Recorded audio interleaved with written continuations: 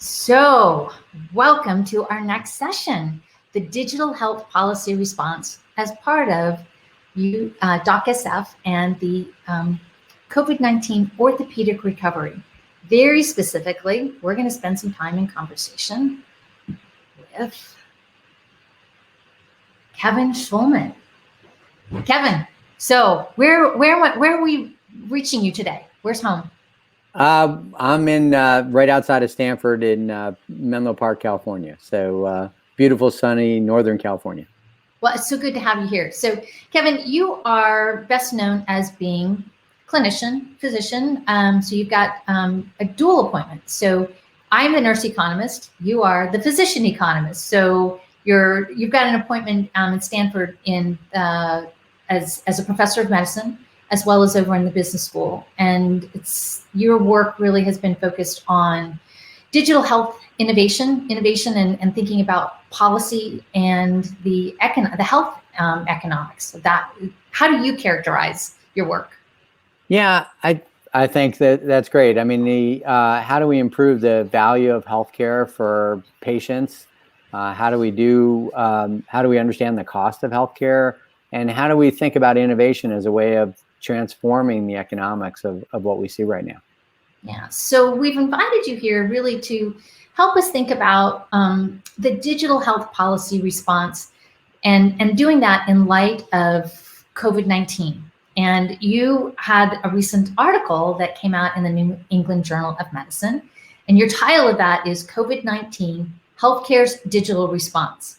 And I love the way you opened it, in which you talk about that truly this pandemic is a result of our technological innovation. Why don't you go ahead and tell us a little bit more about this article and what prompted you to write it, and thinking about our healthcare response in the time of, or digital healthcare response in the time of COVID? Yeah, so thanks. I mean, if you think about pandemics of the past, the Spanish galleons that were outside of Venice that had to be quarantined for 40 days offshore, the spread of infection was really slow. In an incredibly short period of time, the entire globe now has been exposed to COVID-19. And it's because we're in such a digital and interconnected world that's occurred. And the contrast there is between this incredibly fast digital world and our, what we call in the article, our analog approach to medicine, which is very much bricks and mortar based. And what we've seen is this amazing capacity that we've had to move very quickly from bricks and mortar to virtual visits. At Stanford, we went at the height of our COVID response to about 70% of our clinical visits being remote. I was talking to a friend of mine last night who's an urgent care physician.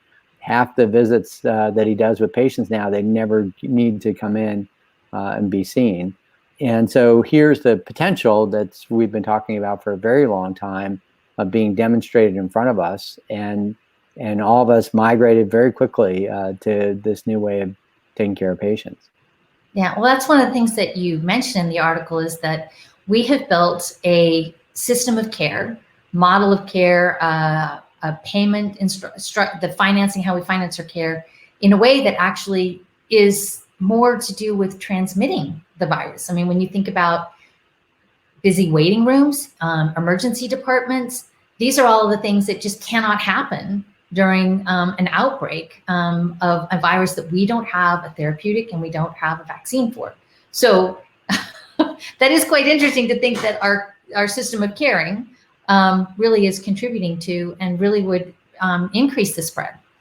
Well, we had this, obviously in SARS, we had entire hospitals were contaminated and had to be shut down. We have this issue about the healthcare workforce and protecting the healthcare workforce. And then we have the issue about PPE shortages. So, if a patient's coming in with symptoms, do I have enough material, to keep myself and my office safe? And so this idea of remote visits really made a lot of sense. When I round in hospital medicine for the COVID positive patients, we spend our time talking to them through FaceTime and Zoom Hangouts, or Zoom chats. It's so the technology's all been there. We've just not thought about using it in the way we've decided to use it over the last couple months. And obviously, yeah, we wrote that article before all this even happened. Yeah, can you say more about the experience at Stanford, going from what was your rate of using digital technologies or virtual visits, virtual care? It's this is the Bay Area. Traffic is horrendous. Patients would come 2 hours for their follow-up visits, and then within a month, we went to all of those now are remote Zoom visits. If patients need ancillary services like labs, we can arrange those. And so very quickly, we just changed the experience of care for people. But that meant people weren't coming in, that people weren't coming in the clinic, they weren't being exposed, the clinical staff weren't being exposed, the people behind the desk were not exposed, the people behind the desk were not congregating, they were keeping social distancing. The last time I was rounding, we were thinking about the elevators. And we had 2 medical teams that were approaching the elevator at the same time. And I had to suggest to everybody we had to take separate elevators. Yeah. So it's very hard to social distance in the environments that we've created. Well, the other part too is how you are in an elevator, actually. So are you guys practicing that where you limit the number of people in an elevator to the sides of the wall that people can pay attention to? We've gotten, when I first was rounding in March, when the epidemic was first starting here, no one was wearing masks. Mm-hmm. We were trying to figure out how do we screen people coming in. Obviously, visitors were not allowed. The last time I was rounding, everyone was wearing masks. We get checked into the hospital. We have to do a symptom check every single day. And I think we've learned a lot in a very short period of time about how to protect ourselves. The latest data I heard was actually amongst our residents, Stanford started to do serology testing. We only had 1 resident that turned out to be COVID positive, and that person had been traveling abroad before during rotation. So most likely that didn't happen here, thank goodness. And I hope your colleague is well and they're doing well. Recovered? Yeah. Good. Yeah. Good to know. Good to know. So when we think about do you want to say more about the article that you wrote? I mean, some of the points that you were making in here?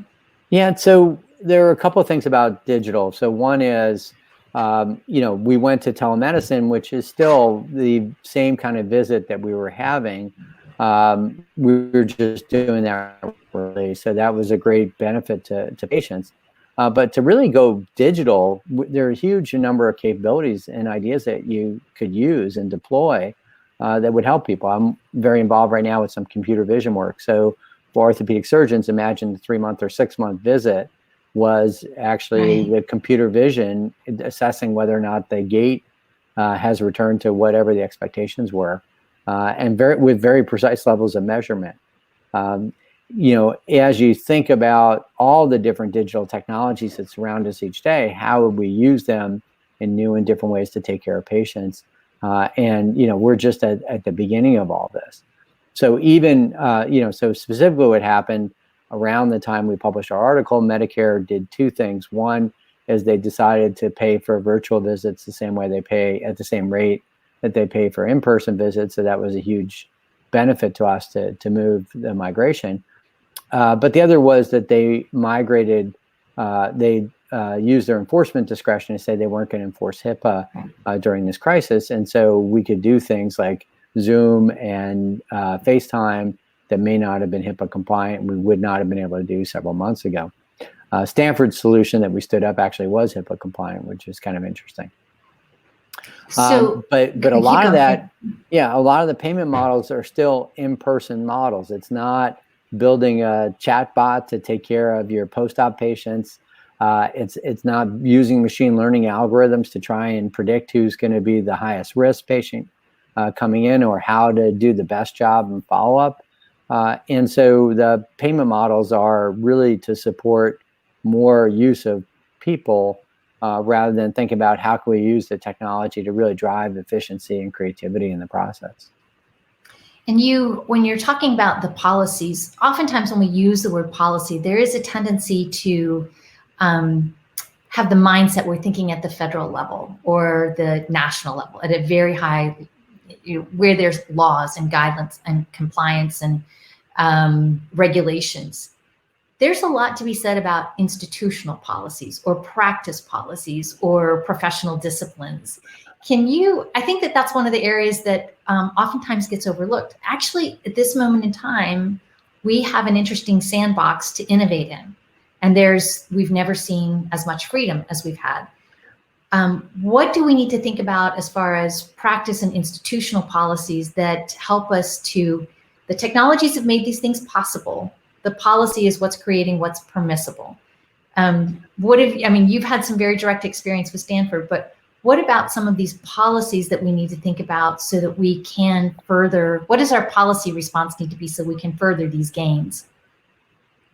Well, I think that's a great question. So a couple of things we talked about in the article. One, it's remarkable. We've been debating these issues. I went back and found a telemedicine paper I wrote 20 some odd years ago, about virtual care for dialysis patients. So we've been debating this for forever. And then all of a sudden in 2 months, we've changed the way our entire perspective on this. So there'll be a lot of pressure to go back. I mean, nobody likes the new thing. Everyone wants to go back to the routines that they were comfortable with. And obviously the situation that we're in is not going to resolve anytime soon. So our ability to go back the way it was is not that great. Plus patients now have this new experience of care, and whether they're going to want to go back to driving 2 hours again to get their 15-minute visit is an interesting question. So the first thing we talked about was really, how do we evaluate what we did? So when the debate comes and when people start talking about the quality of telemedicine visits or whether fraud has occurred, we'll have some really good data on that. The second issue is, in terms of the institutional policy. So obviously we're constantly getting advice, very conservative legal advice around things like HIPAA and application of HIPAA to these types of technologies. One of the things we talked about in the paper is actually, how do we make this permanent, this idea of, innovation, rather than waiting for permission and going through some regulatory process. How do we make it permissible ex ante? And so we even talked about the way of creating a safe harbor. If I want to try something and the regulatory guidance is not very clear, using some texting application or WhatsApp or things that people are using, I could write a letter to the Office of Civil Rights at the HHS. They could, and then in fact, once I write that letter, then I'm covered for some period of time until they can make a determination about whether or not we're in violation of the policy. And so that would be a way for us to actually move all of this forward, get some real evidence to support whether the risk-benefit trade-off, and at the same time address some of the regulatory concerns. To the state level policy issues, we're dealing with both privacy policies at the state level and licensure issues at the state level. So we regulate medicine the way we did when we wrote the Constitution in 1787. Medicines, in 1787, you walk to the doctor. And so it was intrastate and not interstate commerce. And the kind of technologies we're talking about today know no boundaries. I mean, lots of us are involved with talking to patients in other states, talking to patients in other countries. Lots of our health systems are loving the idea that they can do virtual consults around the world. And yet we're regulated at the state level as if, again, we're still practicing the old way. So that's another area to look at for change. Yeah. So from the standpoint of the data piece of this, that's a question that people keep coming up because the data privacy laws, they change. First of all, they are changing. And as we think about how we're going to break the transmissions chains, so much of what we need to be looking at is people's data. We need to know who they've been, where they've been around, so that we start doing contact tracing. What are you seeing as far as policies that are going to help us to keep the transmission rate low, interrupt those cycles, and at the same time maintain people's civil rights, their civil liberties, their privacy, and sensitivity? Yeah, I mean, I think this is really challenging. Google stood up and a really interesting idea about looking at mobility based on cell phone data. I've done some work with them. They built a map for me of access to healthcare anywhere in the world. So the capabilities they have are really amazing. I think there's two issues. One is individual contact tracing and private opt-in and opt-out. But the other issue is aggregate data. So I think one of the things that's really interesting is, and Kate Baker at Chicago has shown some of these data, irrespective of whether or not I know where you are as an individual, can I know what the pattern of social interaction is in your community? And that would help me say, well, you know what, Menlo Park is being safe. So even if Santa Clara, if our county has an issue, the people in this community, don't need to have the same rules as people in another community. And I think it'll be really interesting to see if we can get to that level of granularity on some of these tools. The other piece this is bringing up, in terms of opt-in, opt-out, and this is a broader issue for digital, is who is the solution architected around? And right now, if you think about our electronic health record systems like Epic or Cerner, they're really architected around the provider. The idea that you're potentially infecting your social network, my electronic health record at Stanford doesn't help me with that question. Really, what I want to know is more about you as an individual. But that actually brings up a broader issue about your own access to your health data. If you came to Stanford for one service and you told me you moved to, you were out here and then you were in Austin. Well, what happened if you got a visit here and a visit in Austin? How do people find out about that? For orthopedic surgery, I was talking with Bill Garrett at Duke a long time ago, and he was talking about revisions, and I said, he was nice enough to give me a repair, and I have a screw in my knee. I had no idea I had it or where it came from. But I said, this makes no sense. Why don't we register these things? Why don't I as a patient, have a record of these things? And that's now migrated to this idea of personal health records, where you take all your data with you as you move forward. So when you're in a new city and you need a revision, you're not stripping the screws in the OR, but actually what kind of equipment the patient received the last time they saw somebody. And so I think as we generalize more and more, we're going to see besides the fact that we could do digital, we might want to migrate to architectures for data that make a lot more sense. I was going to say, it's been really interesting spending time with the epidemiology community, because so much of trying to plan our resources, plan who's safe to open and when, is based on data that doesn't exist in our medical record. It's actually not even health data, it's behavior data. And it's an aggregate. And it's been very interesting to look at how we've been working with major employers and retail environments, and to take a look at how many people actually came into work, how many people were riding the bus, what's the CO2 emission. So we're using data that exists outside of our health record to really help us understand where do we think those likely spots are that will be safe, and we can open up safely, and those spots that are at greater risk. So, and again, it goes back to this individual data, aggregate data, and should you be able to know all of the places that I've been to and who I've been around? Yeah, but I think we can generalize a little bit more. Nick Christakis a while ago did some work off the Framingham data set and looked at smoking cessation and obesity. And both of those actually were group activities. So people and their friends quit smoking together. People and their friends changed their dietary habit together. And in healthcare, we don't see that. We see one person at a time. And so it may be, and we give the same advice to everybody. Well, and we have this amazing obesity epidemic. Imagine instead if I had data on your community, your network, your individual social network, the Facebook view of the world to a health record. I would think about how to influence your health and your behaviors entirely differently. And I could give you much more tailored and nuanced recommendations. And maybe we could get compliance up from wherever we're at, 50, 60% up to much higher. So I think we're just at the beginning, but I think all of these ideas that we're drawing on right now give us a glimpse to wait a second, maybe the data we're collecting and the architecture we've developed for the data collection are not the ones that we need to move forward. So in thinking very specifically about orthopedic care and policies around digital health, digital tools, we've had a very short period of time to be working with these. We don't have a whole lot of experience yet. What we have has been quite interesting. We've had more volume than we've had time to take a look at what we're learning, what we're seeing.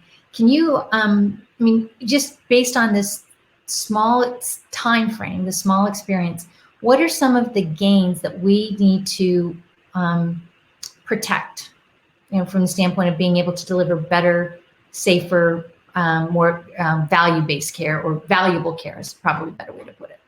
Yeah, I think we go back to I would say, to start with, what are the services we're providing, and how do we describe them as this combination of in-person and virtual?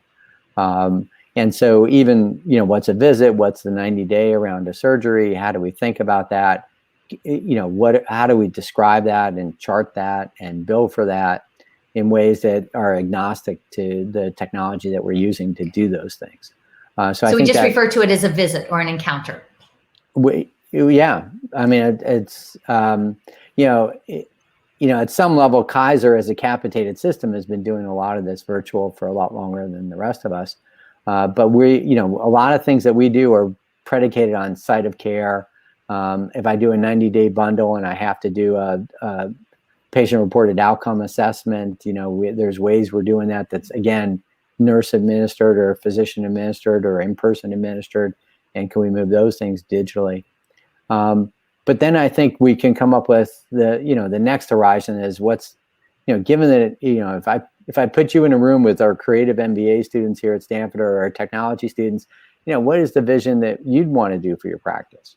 How can I do digital assessments or remote physical exams? Can I send a patient a video and have the computer look at how they do some activity and give me a report back? Do I need to see this person or not? Obviously we spend a lot of time in our office screening out people rather than screening in. The idea of practicing at the top of your license, imagine you saw 20 people a week, all of whom needed your service, rather than 100 people a week, 80 of which don't need your service, didn't need to come in, and you're wondering why they got referred to you. So, can we build new types of screening tools to help us, make the patients' lives better, make our time more efficient, and hopefully have a greater impact on the patients that we see. So, so those are some of the policies, and they really are very much from the site specific. So we become agnostic to that. We become agnostic to the delivery or the medium in which we're interacting, and we're more focused on, are we addressing the problem, and are we doing it in a way that's safe? I think the other part too that we want to be is good stewards of our resources. Are we doing it as efficiently as possible? Hopefully in the realm that we can actually serve more, because we've talked about this multiple times. There is a shortage of practitioners. Every single, whether it's the number of surgeons we have, the number of nurses. So are there ways, when you're thinking about using the talent pool that we have, this has been some of the real challenges that we've heard about, is the burden on documentation. What do we need to do in this policy response? Because a lot of those documentation rules were relaxed, or I think in many cases they were just ignored because you couldn't really meet them in the situation of having to wear all this PPE. So there was a lot of regulation that we weren't following, and they weren't enforcing all of that. What can we do with our policy response to address, in this digital age, removing some of the frustration? Because that's what we hear so much, is the medical record and using it creates enormous amounts of stress and burnout. So we have this moment. How do we capitalize on this? Yeah, that goes beyond the article that we wrote, but absolutely. I know. I'm that's perfectly fine. Taking advantage of the fact that we got you here. anyone who's had to enter a record in one of these systems has a very strong opinion about it. We designed, I'll pick on Epic, my friends at Epic. Epic is a billing system. The billing system is designed to meet the requirements of what was a paper system that was mostly designed so that I could audit it very efficiently. You had to do this Chinese menu of services. If you this level, you basically have to say you did this, that, and the other thing, because if I sent an accountant in, they could audit that very easily. And so that's the basic foundation of all of these things. This idea of how do I hold you, how can I audit what you're doing, so that, and then build a billing system so that I can withstand an audit and meet all those requirements. And it was never designed to make the experience better for me and my patient. That was not the requirement. And so, when you think about the next generation, again, in this digital world, if you had a patient with a personal health record and you submit it, why do we have to submit bills? What level of granularity do we need to get to with submitting bills? And we've actually documented some of this for a primary care visit. We actually calculated and reported in JAMA. It costs us $20.49 to submit a bill for primary care. It's much more for orthopedic surgeons. And, at an annual level for a primary care doc, we're spending $100,000 a year submitting bills. And the question is why? What are we getting out of that? And as we go to this new world, can we use visual documentation? Can we take pictures of things and have that be representations? Laying hands on a patient is great unless you're in COVID. But the truth of the matter is, a lot of the stuff that we do, when I see patients in the hospital now, they've already had thousands of dollars worth of imaging. They already had their echo before they come up to the floor. Me listening for a murmur after the echo doesn't add a lot of value. So, again, we're doing a lot of things because we always did them or because of the way the payment mechanisms were set up. But it's really time to rethink all of those issues. All of us could say we've had enough. Let's think of a much simpler way of doing this and get back to spending our time, interacting with patients, but using the tools to do a lot of the low value add. I saw one practice in Chicago where the patient fills out a questionnaire, and when they fill out the questionnaire, it actually auto-populates the electronic health record. You don't get the questionnaire as a doctor, and the doctor has to transcribe it. So lots of different ways we can think about using technology to make our lives much simpler, much better. So in this digital health policy response, this is a moment for, I think, particularly at the institutional level and then also at the regulatory level, for us to speak very loudly and make sure that we're not putting in hurdles or compliance or checklist items that just really are not suited to a digital world, and make sure that we look at this and say, this would have made sense in an analog world when you didn't have those technologies that are available to you. Some of it's safety, some of it's to make sure that we're doing appropriate care and that actually the care that we say we did.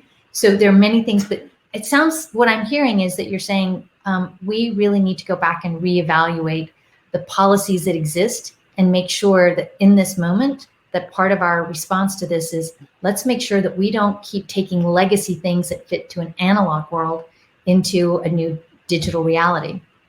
Yeah, I think that you've summed that up really nicely. I mean, we've used digital tools to recreate our analog processes. Yeah. And instead of rethinking how would you do these things in a digital way, and how do we really make the most of the technology that's available to us? Because somehow our phones are much more facile at doing the kind of activities that we want to do than this incredibly expensive and elaborate technology that surrounds us. Yeah.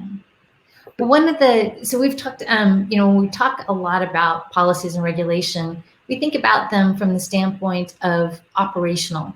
But you've made a very strong point that one of the keys to this response is we got a lot of trust to rebuild. You've got a slide that you shared, again, The Economist, let's go take a look at. We just heard a presentation by two folks talking about the overall healthcare economy, looking at it at a global level. Can we go ahead and get that slide brought up to take a look at? So on Thursdays each week, the unemployment data comes out, and I'm not sure if we've got that slide yet, but let's just go ahead and give the numbers. So in the space of 8 weeks, we are at how many? It's last I think I saw 40 million people. 40 million people lost, have lost their jobs, and so what we need to think about, and maybe Jamie covered some of this, but obviously a big bulk of payment models in the United States are related to employment-based health insurance. And so there were about 160, well, actually about 200 million people, which are workers and their dependents, that are covered through employment-based health insurance. So if 40 million people lost their jobs, it's likely that more than 40 million people have now lost their health insurance. So that's an enormous impact that we're going to be seeing right now. A lot of people, even as they open up, are saying, well, there's a challenge. We don't have demand. The patients aren't queuing up the way they were, a couple months ago. And I think there's several reasons for that. So the first, you talked a little bit about rebuilding trust. So we've now scared the American public that healthcare is an incredibly dangerous place for people to go. Look at the pictures on the news of how sick people are and how the healthcare workers are getting infected. Why would I ever want to get exposed to that? And so we need to start with this idea about rebuilding trust. And in fact, we're going to create a safe experience for patients when they come in. My wife was remarking the last time we went to the supermarket how clean it was. It had never been that clean in all the years we've been going. And they've been working for the last 2 months to think about, how do I create an experience for customers that will make them want to come back. And so in healthcare, we got to do the same thing. Do we have? And I was going to say, I want to take us back onto the screen, but before we go, I just want to highlight from the standpoint of this graph is stunning. I mean, it's from the standpoint that's over 15 years, and in this very short period of time where people had some sense of familiarity, security. For this many people, that just went away. And so I hadn't seen it just came out yesterday, so I hadn't seen it. And I was catching my breath once again from the standpoint. But it brings up, from the standpoint of when we think about those policies, you've got a group of people who were in care pathways. They were being seen. Now they actually, what are the policies looking like? What's this digital health policy response when for many people, their care was interrupted because they no longer have coverage? Well, I think that's a local institutional response. What are we going to do about this? What are we going to do about part of this trust is, you're my patient. How do I, come in and see me? I'm not going to bankrupt you. This was, people were afraid of the cost of medical care even when they had insurance. And so now, are people going to come in? Is this really a priority when they're struggling to pay for rent? I think that's one set of issues. The other set of issues is, even here at Stanford, people are having to take time off from work. And so, not only did 40 million people lose their jobs so far, lots of other people have had economic impacts, and we're going to continue to see repercussions of this. And so people with high deductible health plans, or people, even with the regular deductible to see an orthopedic surgeon, it might be $50, $7,500 plus whatever the ancillary test, the payments are for the ancillary tests. Are people going to have that amount of money in their pockets? And so how do we think about our collection policies?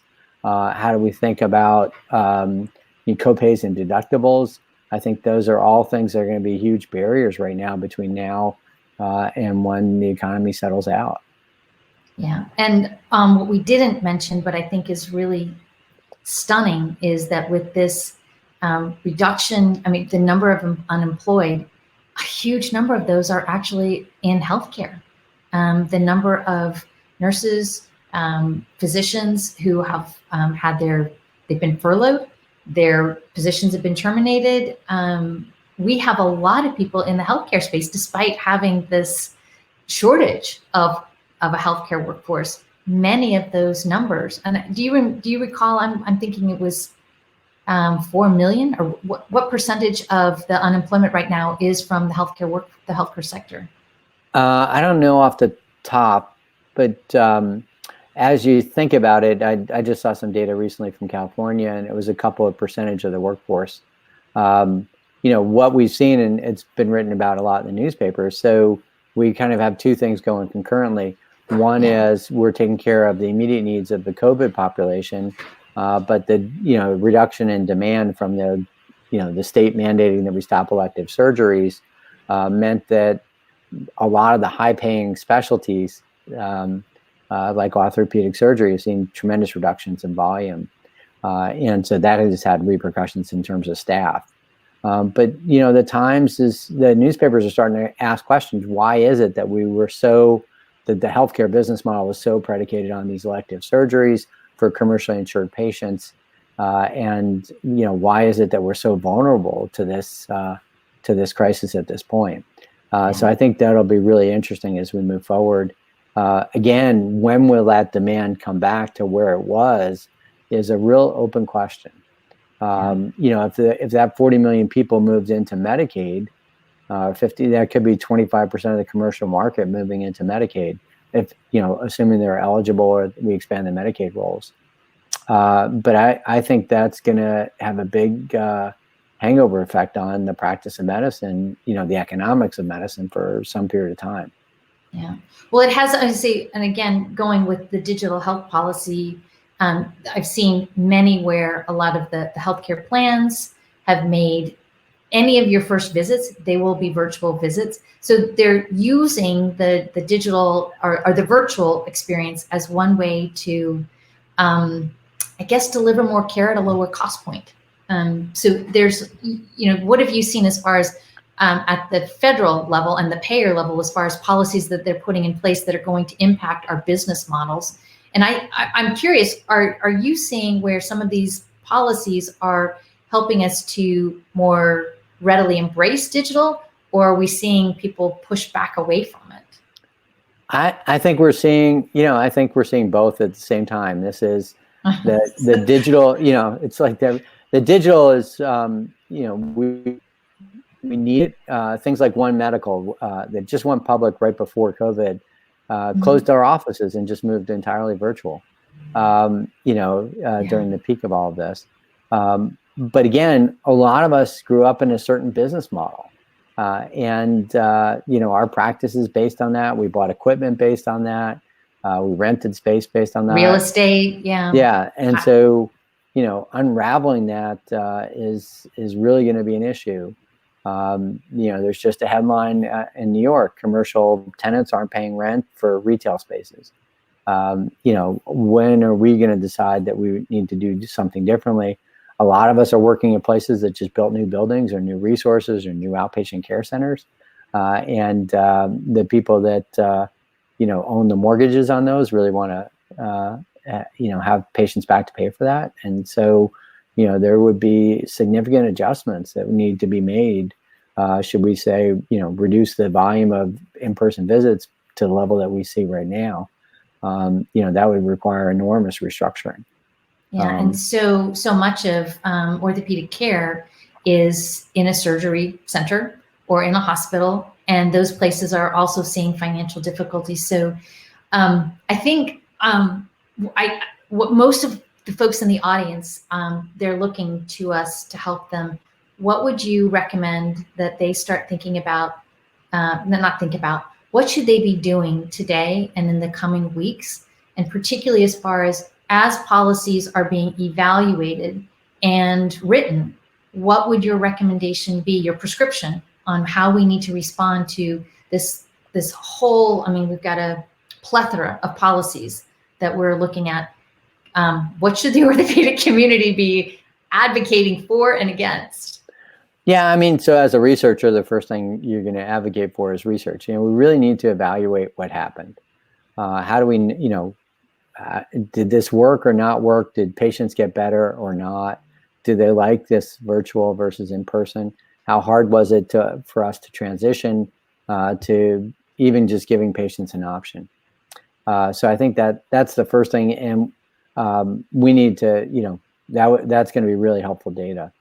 The second thing is, a lot of us have been talking about innovation for a long period of time. We're talking about frustration with some of the aspects of practice today. We're talking about the administrative burden. This is really an amazing time to say, well, the constraints are off. What are you going to do? And what would we like the world to look like? It's much easier to take home more pay if you have less people working in your office. There's just no question about that. Especially patients that are not doing, people not doing patient-facing tasks. And so what would it take for us to get to a different vision of how we could practice, medicine using all these tools or using new kinds of services rather than the very people-intensive way we've organized care. I would say, I imagine the people listening are going to break into two groups. One is going to entirely embrace the digital realm and say, boy, I could do this much, or I could do even more, and develop really interesting, elegant solutions. And then there'll be people that are, have been practicing for 20 years in a certain environment, made lots of financial commitments, really liked their practice and the staff they built and the team they built. And this is going to be a very hard era for them. I would say, a lot of people think, a couple of kind of broader themes. For years I've been saying, transformation is not linear in markets and is not going to be linear in healthcare. And I didn't know what it was going to be that was going to be nonlinear, but COVID is the... You weren't thinking exponential. I certainly wasn't. So, but that was a nonlinear change. And then, there's a lot of hope that this is going to be an incredibly steep V-shape recovery, U-shape, whatever we want to call it. There are a lot of things that could lead to really, really severe tails. Yeah. People don't pay rent and landlords don't pay their mortgages. The people who hold the mortgage pools, are not getting their money. There are reverberations throughout the economy that are really structural and will take a long time to unwind. And so, while all of us would want to go back as quickly as possible to January or December, if in fact this is going to be our reality for some period of time, even after a vaccine, the vaccine's not going to send those 40 million people back to work immediately. We need to be thinking the next year or two are going to look very different for all of us. And it's a time to really be creative and build something new and exciting. There will always be a need for medicine. There'll always be a need for healthcare. There will always be a need for orthopedic surgeons. I know I always need them, and what they provide to the healthcare community. But it's a really interesting time for us to rethink what that is and how we're going to do it. Yeah, and it's a good time to be washing our hands. So. Thank you so much for spending time thinking about what our digital health policy response needs to be. And I feel optimistic. Thank you for giving us some guidance on what we need to be doing. And with that, I'm going to say goodbye and see you again soon. Thank you so much. Thank you. You've been great. I appreciate it. Bye-bye.